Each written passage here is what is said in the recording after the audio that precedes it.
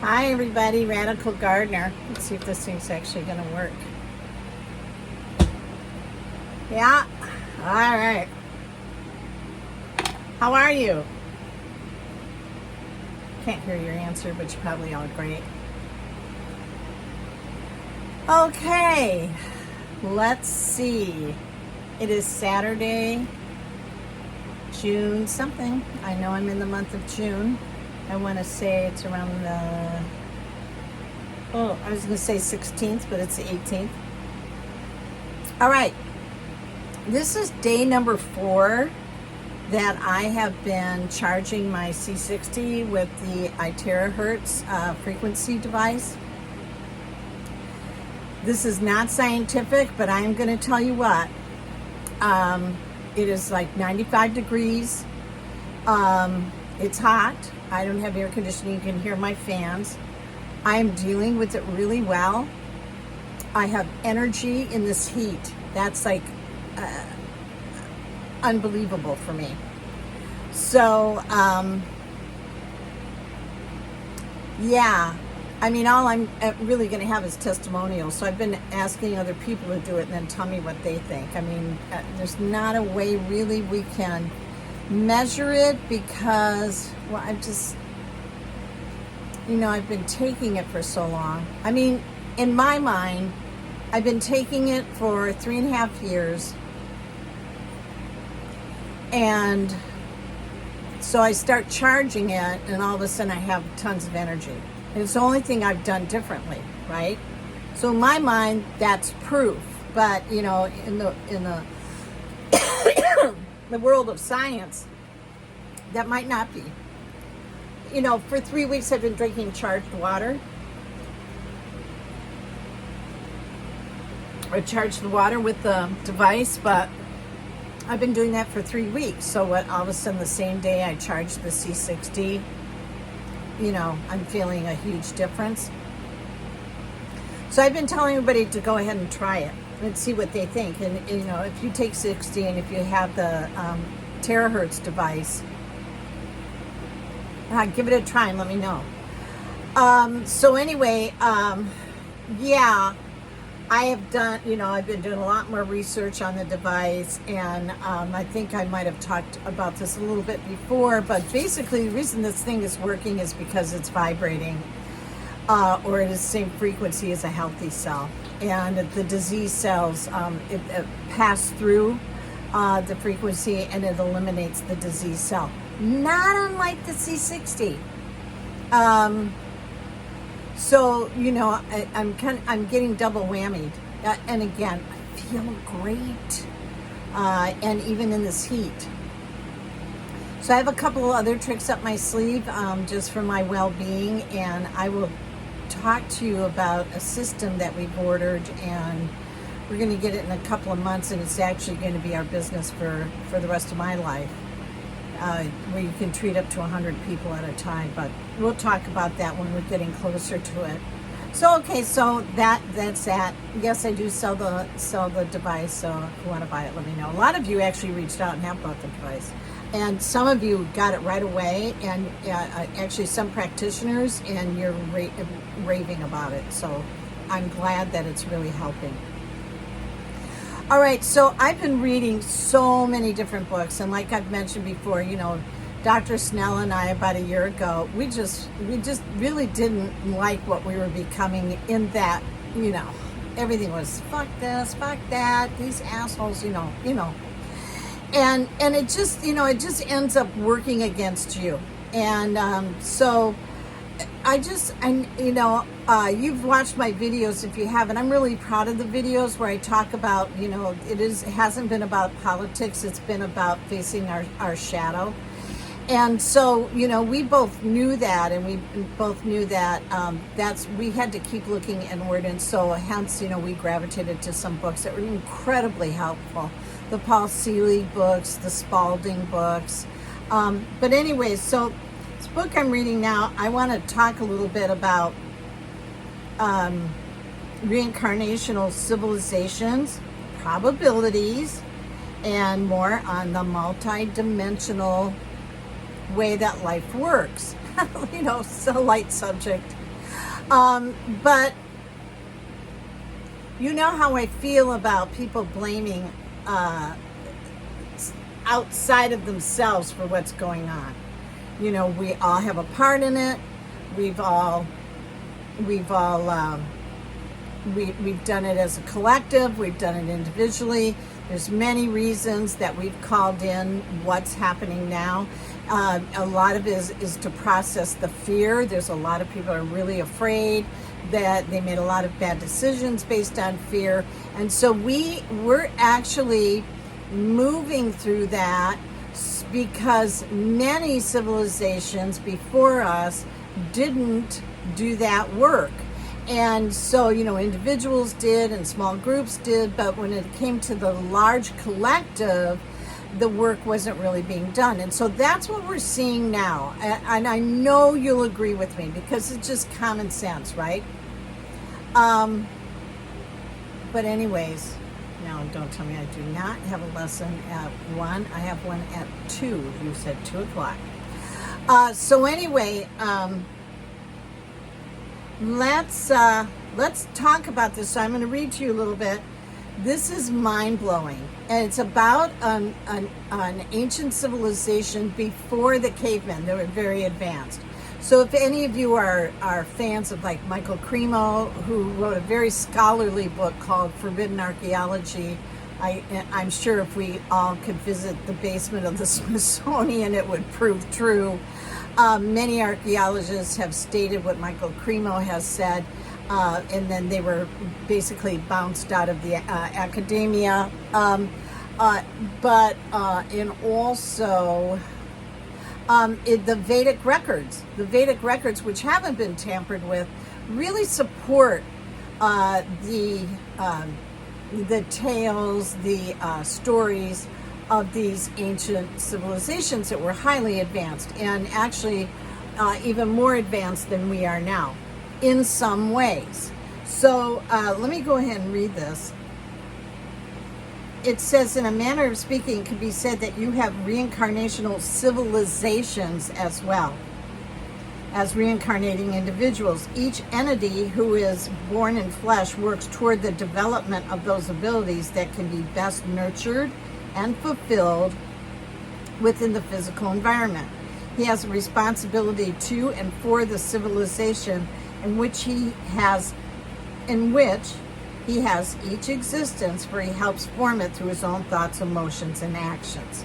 So basically we come, in a group, maybe we were all part of a group that lived in, I'm just going to say, Lemuria or Atlantis or ancient Rome or, in the Balkans or whatever. So, we lived as a collective, and there were just things that we would ignore or not want to look at, or it wasn't time for us to take on. So as each civilization comes after that, pieces of it come through for us to work on these things, not only individually, but collectively.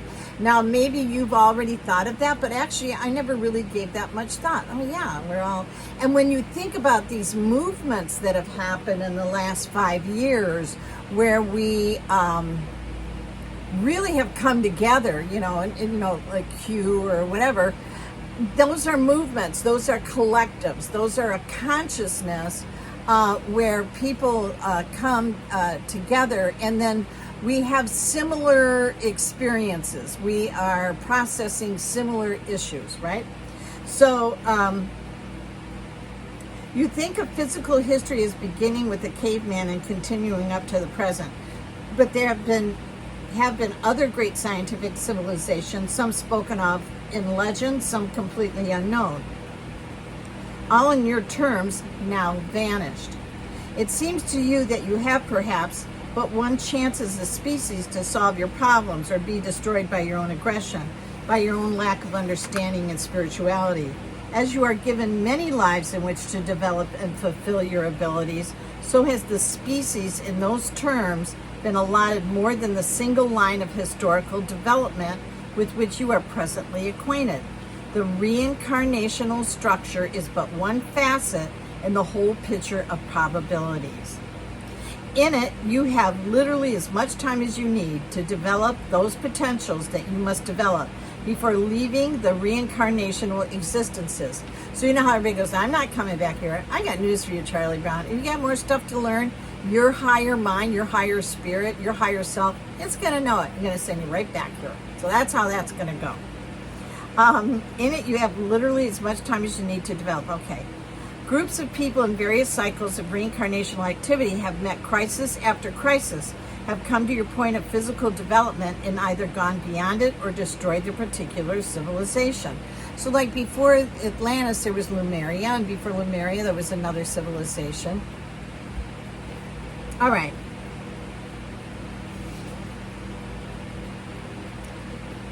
So, groups of people in various cycles of reincarnational activity have met crisis after crisis, have come to your point of physical development and either gone beyond it or destroyed their particular civilization. So we've seen that happen over and over again. In this case, they were given another chance, having the unconscious knowledge not only of their failure, but the reasons behind it. So unconsciously, they know. They then begin with a psychological head start as they formed new primitive groupings. Others, solving the problems, left your physical planet for other points in the physical universe. When they reached that level of development, however, they were spiritually and physically mature and were able to utilize energies of which you now have no practical knowledge. All right, so this has been going on for some time. Earth to them now is the legendary home. This is where they were and where they processed a lot of this. They formed new races and species that could no longer physically accommodate themselves to your atmospheric conditions. However, they also continued on the reincarnational level as long as they inhabited physical reality. So at some point, you don't even have to inhabit that anymore. Some of these have mutated, have long left the reincarnational cycle. Those who have left it have evolved into the mental entities that they always were, you see. They have discarded material form. This group of entities still takes a great interest in Earth. They lend it support and energy. In a way, they could be thought of now as Earth gods. On your planet, they were involved in 3 particular civilizations long before the time of Atlantis, when in fact your planet itself was in a somewhat different position. For now, leave the word position, particularly in relationship to 3 of the other planets that you know. The poles were reversed as they were, incidentally, for 3 long periods of your planet's history. These civilizations were highly technological, the second one being, in fact, far superior to your own along these lines. This is where it gets good. So, I'm seeing how much of this should I get into. This is really good. Sound was utilized far more effectively, not only for healing and in wars, but also to power vehicles of locomotion and to bring about the movement of physical matter. Sound was a conveyor of weight and mass, and we've all heard the stories. Actually, there used to be an old reel film that this archaeologist or anthropologist from the 30s had gotten of Buddhist monks moving this huge rock by chanting, and there had to be a certain amount of people involved. They had to sing in a certain pitch. They had to sing a certain phrase. It was very specific, and you can't find that anywhere. I remember seeing it years and years and years ago. Anyways, you can't find it anywhere now, of course. Probably in the basement of the Smithsonian. All right, so the strength of the second civilization lay mainly in the areas now known as Africa and Australia. Although at that time, not only was the climate entirely different, but the land areas. There was a different attraction of landmass having to do with the altered position of the poles.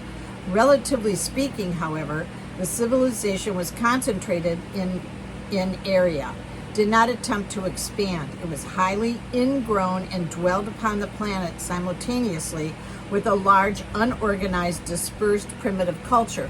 So they existed while this advanced culture existed at the same time as the primitive culture, which so many of us said, no, we didn't come from apes or Neanderthals. Get over it. There was, and I've always thought, yeah, there was two lines of civilization going on. There were two, not species sort of, but two different groups that were coexisting. So it says not only did this advanced culture make no attempt to civilize the rest of the world, but it did everything in its power, which was considerable for a long period of time, to impede any such progress.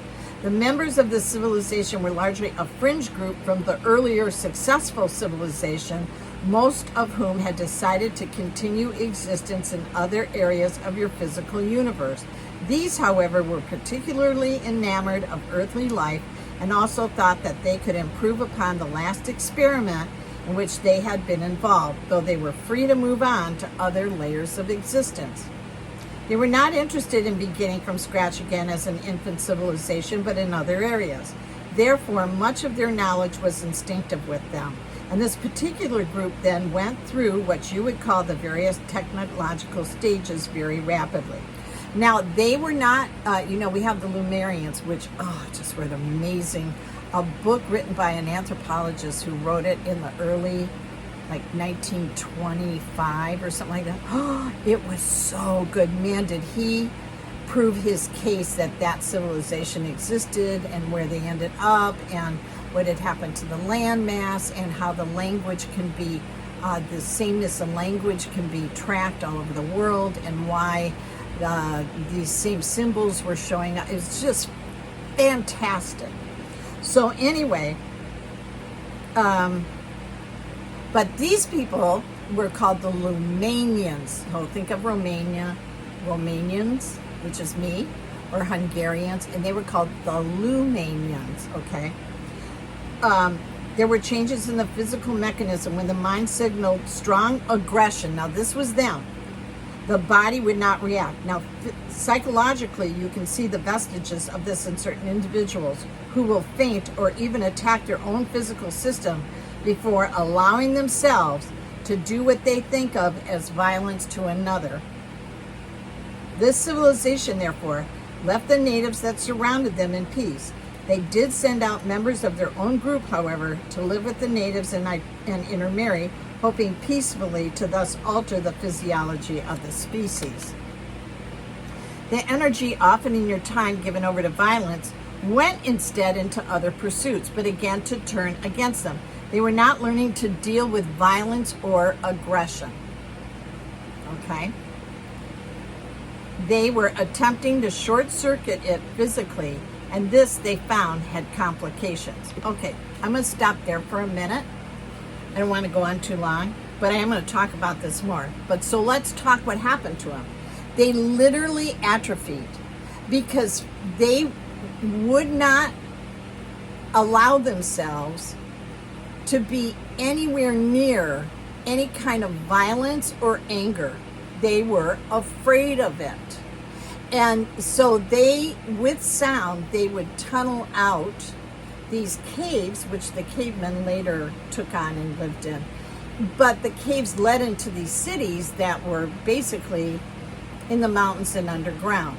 And so that's how much they wanted to be away from other species, because they were afraid of violence and fear.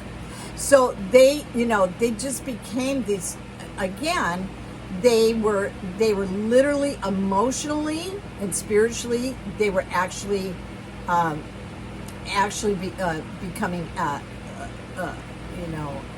really entering atrophy. So,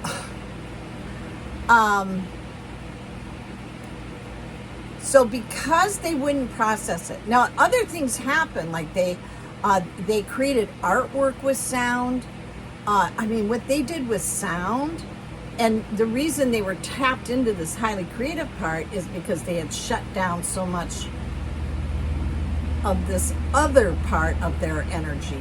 So now they were just really kind of one-sided and focused on, you know, this specific thing, which was maybe art or beauty or what have you. The point being is that you can't run away from these things. You have to take them on. You have to process them.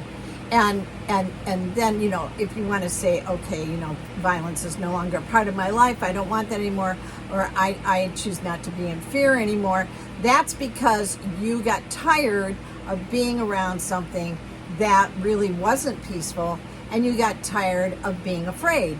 And so now, you know, you found what works for you. Is that a matter of faith? I think it is. And what is faith? Faith is that, you know, for me, it's that I always feel safe. I always feel that I'm taken care of. That's what my higher self calls into my reality. Maybe one day that won't be true, but it's really felt true for a very long time. But that was, you know, that was after, you know, years of people pushing fear onto me reacting to it, like a lot of us are reacting to it now. What do you mean there's no food? What do you mean you're killing the cattle? What do you mean you're doing this? What do you mean, you know, there's this thing where we're reacting to it, and then of course we have these fear moments. But the point is to, okay, look at it, fear. Was that going to do me any good? No. Do I need to go into action about something? Yes, productive action, but not total anger and then where that doesn't serve any purpose, you know, you try and find solutions, right?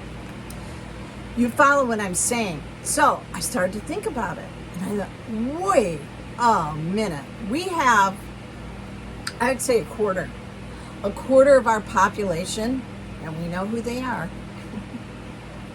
will not listen to reason. No matter how much we put information in front of them, no matter how many deaths we show them that they are due to some of the actions that have been taken, no matter how many times we show them there is an elite and that they are not out there for your good, and that the government doesn't care about your health, no matter how much we try and show that to certain individuals, and like I said, I think it's a quarter of the population, they can't look at it. They absolutely can't. And they get mad at you and they scream at you and they want nothing to do with you. They are the faction of this reincarnated collective that refuses to look at it. So they're processing that now. And they will, and I guarantee this, in the next 4 years, maybe not even that long, they're going to be fully woke. Trust me on this, and not woke like they say. But the truth is going to be in their face. And then what are they going to do? Right? So we actually are processing an ancient civilization, if not civilizations, who would not process these emotional issues. I find that so fascinating. So anyway, I wanted to share that with you, and you know, if you have any input, I would love to hear it. Please feel free to, you know, thumbs up. I'm building my channel. Oh, and now when I load up my video, they're automatically loading up to my blog, radicalgardener.net, and they're loading up to BitChute, which is really cool. Yay, yay, I'm in modern times. Okay, love you all. So, Radical Gardener, from my garden to yours, may your garden always grow. I'm sending you a ton of love. Okay, gang, see you later. Goodbye.